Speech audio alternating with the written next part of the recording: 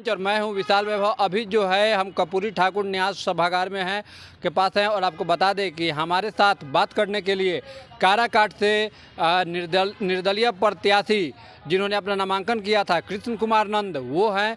क्योंकि आपको मालूम होगा कि काराकाट में लगभग 13 प्रत्याशियों के नामांकन रद्द कर दिए गए और उसमें से नामांकन जो रद्द हुआ है उसके शिकार कृष्ण कुमार नंद हैं। हम उनसे बात करते हैं कि आखिर उनका नामांकन रद्द किस वजह से हुआ है, क्योंकि वो आज ही निर्वाचन आयोग के ऑफिस जाकर उन्होंने आवेदन भी दिया है।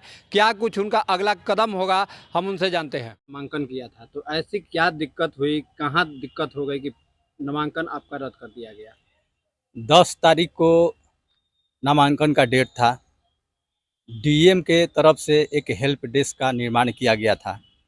उस हेल्प डेस्क के द्वारा वहाँ पर संतोष कुमार बैठे हुए थे, वही सब भरवा रहे थे, जो गलत हो रहा था उसको सही करा रहे थे। हमने उनके देख रेख में एक एक फॉर्म को अंग्रेजी में भरा, इसलिए अंग्रेजी में भरा कि हिंदी में कुछ हर्षई दिघई में गलती होती है, अंग्रेजी में गलती नहीं होती है, इसलिए हमने एक एक कॉलम को अंग्रेजी में भरा। भरने के बाद हम जाकर नॉमिनेशन वहाँ पर दिए, डीएम साहब के समक्ष दिए। उन्होंने एक बैग दिया, जिस बैग में टोटल कागजात था, जिसमें एक नोटिस भी था।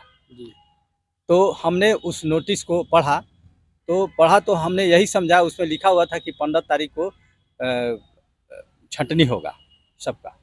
तो 15 तारीख को हम गए वहाँ पर, हम यही समझे कि डीएम के सामने ही उसमें लिखा हुआ था है पारा 6A में आपको 5(1) और 5(2) आता है, उसमें सिर्फ नॉट एप्लीकेबल भरना था।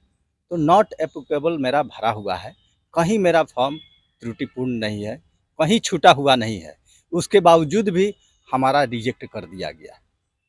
यही मेरा कहना है। तो क्या सर दूसरी नामांकन जो बात, आपका रद्द हुआ है हाँ, तो इसमें किसी की साजिश के तहत आपका नामांकन रद्द हुआ है या फिर कोई और वजह है? देखिए, बीजेपी तो नहीं चाहती है कि कोई भी अति पिछड़ी का बेटा खड़ा हो, चूँकि अति पिछड़ी का वोट ही निर्णायक वोट होता है, जिधर जाता है उधर का सरकार बनता है। हम अति पिछड़ी नाई समाज से हम आते हैं, हम कर्पूरी ठाकुर न्यास से हम अभी बोल रहे हैं जी। और ये लोग नाई समझकर मेरा रिजेक्ट कर दिया। मेरा यही कहना है, नाई समझकर रिजेक्ट कर दिया। दूसरी बात क्या है कि अभी जितनी भी पार्टियां हैं, ये ऐसी जाति है जो महापद्म नंद का वंशज है और क्षत्रिय वंशज है ये लोग, और हम लोग इससे ये लोग घबरा कर हम लोग को कहीं भी कोई भी पार्टी एक भी सीट नहीं देती है। इसलिए इस बार लोकसभा से 11 कैंडिडेट खड़े हैं और खड़े थे, जिसमें कुछ लोगों का रिजेक्ट किया गया। बिना किसी कमी के इन लोगों ने मेरे फॉर्म को रिजेक्ट कर दिया है, नॉमिनेशन को रिजेक्ट कर दिया है। तो सर नामांकन रद्द किए हैं तो क्या चुनाव आयोग में आपने आवेदन दिया है यहाँ?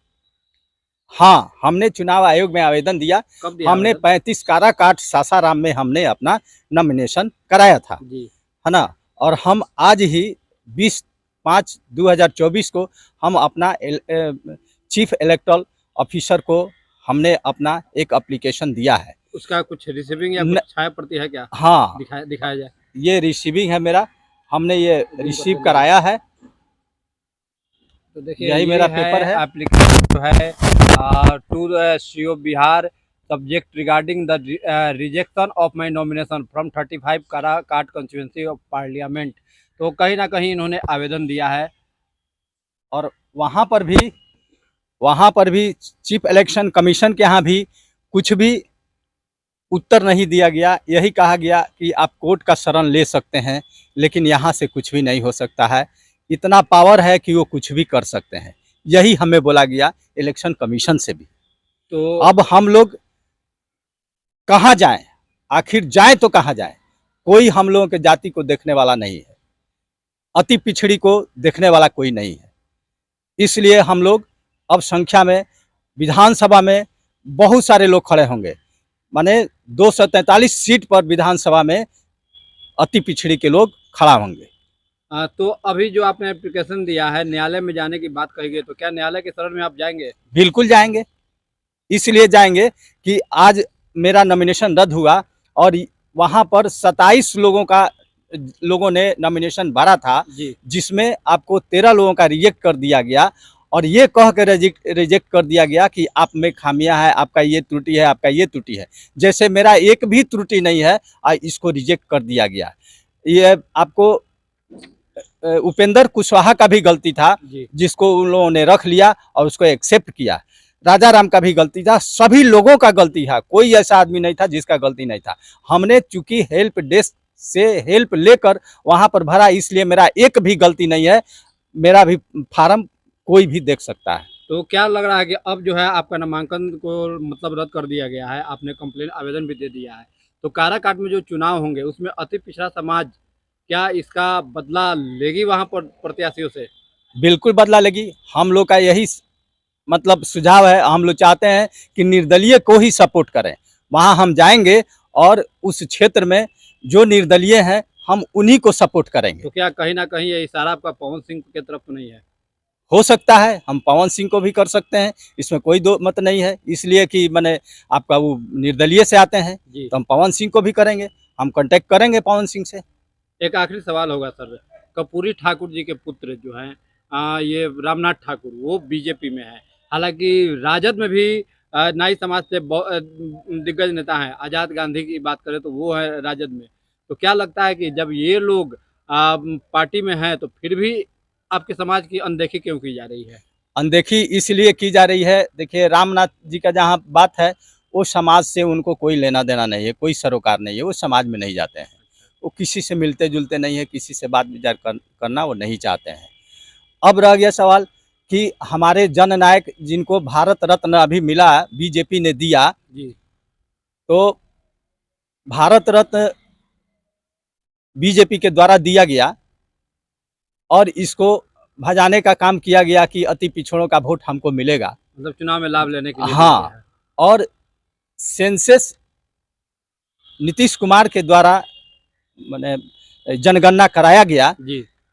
ये भी लाभ लेने के लिए ही जनगणना कराए। कृष्ण कुमार नंद से हमने बात किया, उनका स्पष्ट रूप से कहना था कि जो है किसी साजिश के तहत कहीं ना कहीं उनका नामांकन रद्द किया गया है, क्योंकि अति पिछड़ा का वो आवाज़ थे और इसमें जो है कहीं ना कहीं साजिश है। उपेंद्र कुशवाहा का जो नामांकन फॉर्म वहाँ से दिया गया है उसमें भी त्रुटि है, इनका स्पष्ट रूप से कहना है। और आज जो है इन्होंने जब आवेदन दिया है तो वहाँ से कहा गया कि आप न्यायालय की शरण में जाइए।